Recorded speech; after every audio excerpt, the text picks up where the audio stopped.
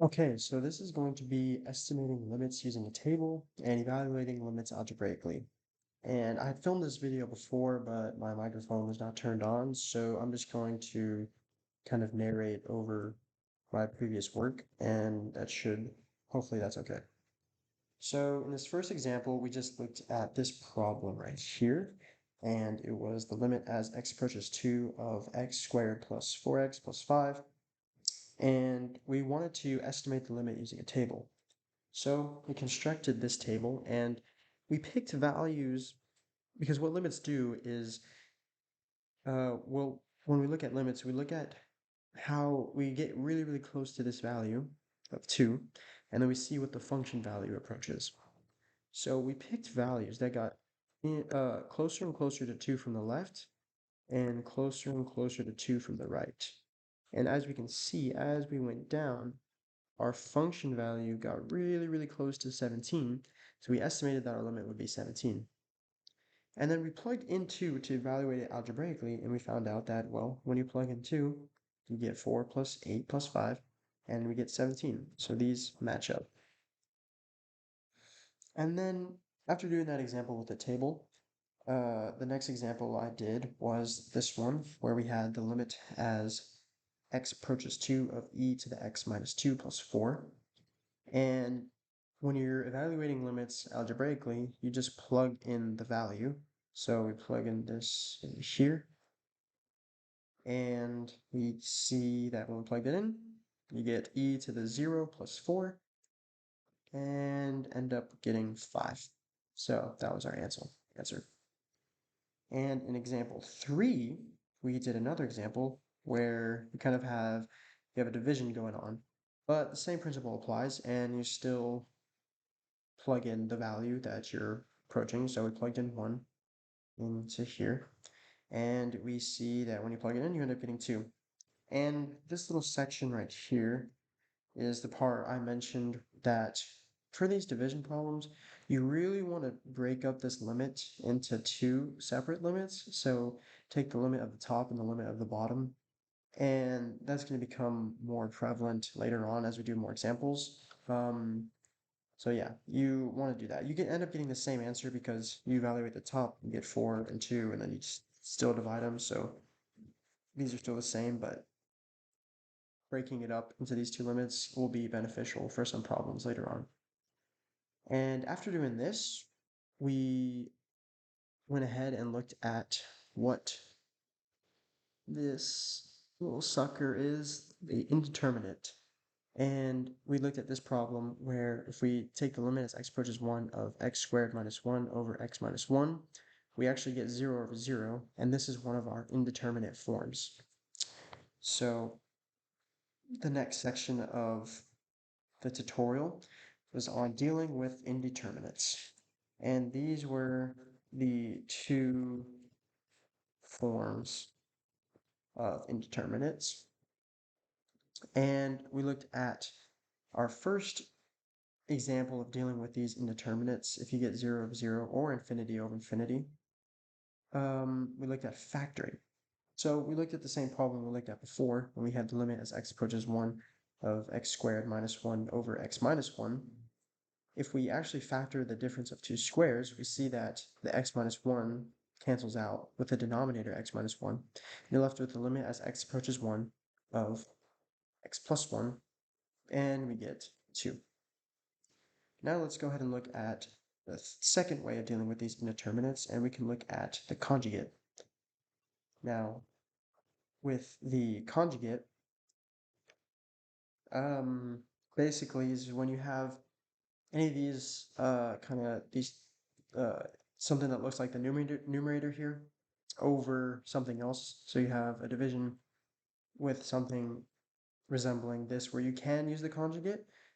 If you get an indeterminate form, then you're going to want to multiply by the conjugate, and obviously making sure that these are the same because you want to multiply by the value of 1 and not change the original value of the function. And so in doing this, we see that when you FOIL this top out, you'd get x minus 3. And then if you did these two foiling, you'd see that those terms actually cancel out. and then you're left with -1 to end it. So that's what we had there.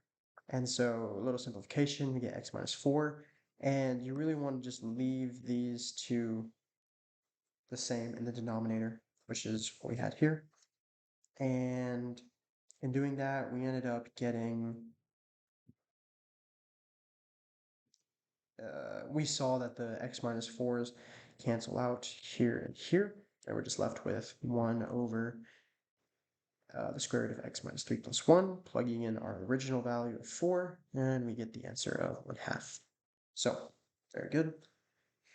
And then a third way of dealing with these indeterminates was looking at common denominators. And so basically that's just like, if we look at the numerator here, we can see we can find a common denominator pretty easily, and that's the work over here. So multiply, x plus 2 over x plus 2, 2 over 2. We got here, we have the common denominator, so we can now combine the two fractions, and we make sure we distribute this negative, very important. We get 2 minus x minus 2. These 2's go away. We're left with minus x over 2 times the quantity x plus 2.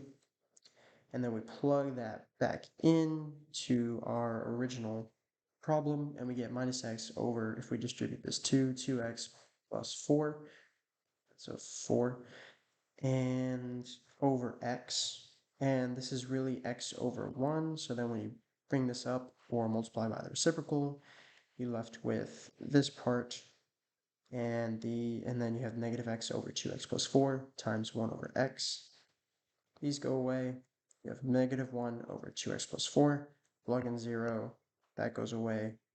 Negative 1 over 4, negative 1/4 is the final answer.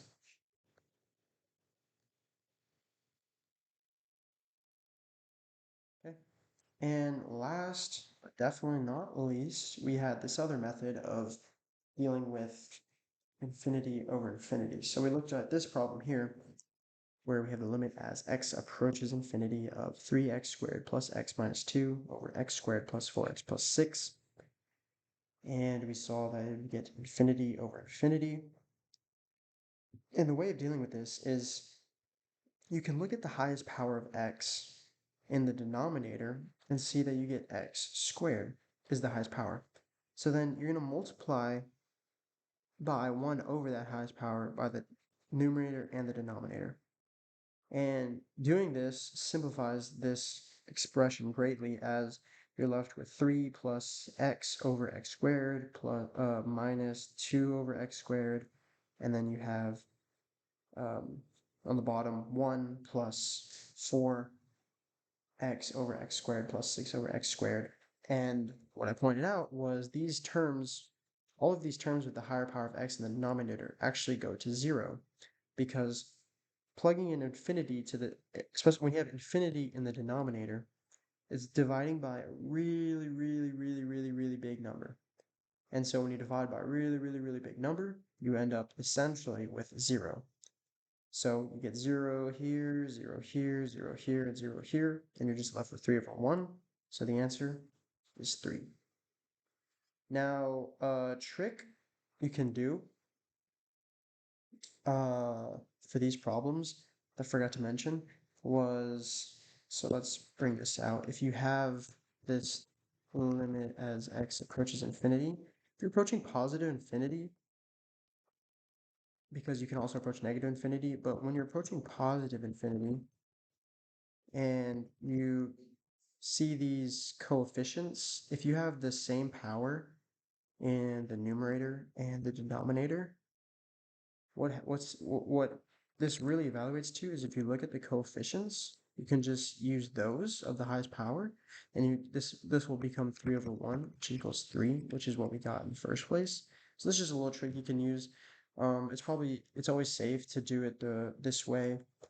And yeah, so that was dealing with indeterminates and estimating limits using a table, and also evaluating limits algebraically.